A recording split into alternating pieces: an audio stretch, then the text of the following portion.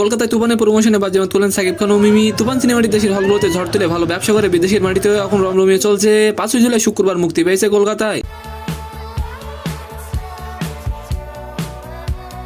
সাকিব খান ও মিমি তুফান প্রমোশনে রীতিমতো ঝড় তুললেন কলকাতায়। তো কি অবস্থা, কেমন আছেন? আমি নিয়ন ভাই অর্গানাইজারকে প্রথম নিশ্চয়ই থাকবে কলকাতায় লাগে ওরা গানে নেছে বাজিমাত করলেন সাকিব এন্ড তুফান সিনেমা কলকাতায় মোট কতটি হল পেল। সেকেন্ড নিশ্চয়ই থাকবে মুকেশ আম্বানি ছেলের বিয়েতে গান গেয়ে জাস্টিন বিবার নিলেন রেকর্ড পরিমাণ পারিশ্রমিক। তো আশা করি ভিডিওটি সম্পূর্ণ দেখবেন।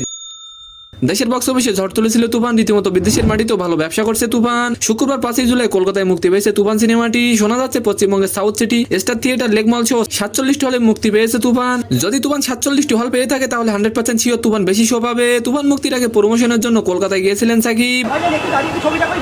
আচ্ছা, সাকিব কি বাংলা সিনেমার পরিবর্তন করতে পারবে? অবশ্যই কমেন্ট করে যাবেন। তুফান সিনেমা প্রমোশনের দিন লাগে ওরা গান নেচে রীতিমতো কলকাতায় ঝড় তুললেন সাকিব ও মিমি। আর এবার আলোচনা করবো গত 4 মাস ধরে চলছে অনন্ত আম্বানি ও রাধিকা মার্চেন্টের প্রাক বিবাহ অনুষ্ঠান। আগামী 11 জুলাই 4 হাত এক হবে অনন্ত রাধিকার। 5 জুলাই আম্বানিদের মুম্বাইয়ের বাড়িতে হবে সঙ্গীতের অনুষ্ঠান। সেখানে গান গাইতে আসছেন পপ তারকা জাস্টিন বিবার। গান গাওয়ার জন্য জাস্টিন বিবার যে পারিশ্রমিক নিয়েছেন সেটা জানলে আপনি অবাক হবেন। জাস্টিন বিবার গান গাওয়ার জন্য 83 কোটি টাকা পারিশ্রমিক নিয়েছে। সব তারকাকে ছাড়িয়ে গেলেন তিনি। অনন্ত আম্বানির বোন ঈশা আম্বানির বিয়েতে গান গাইতে আসেন বিয়ন্সে, সেই সময় তিনি পারিশ্রমিক নেন 33 কোটি টাকা। তো সম্মানিত দর্শক, আজকের ভিডিওটি কেমন লাগলো অবশ্যই কমেন্ট বক্সে জানাবে। আর ভিডিওটি যদি ভালো লাগে অবশ্যই একটি লাইক দিয়ে আমাদের চ্যানেলটিকে সাবস্ক্রাইব করে দিবেন। ধন্যবাদ।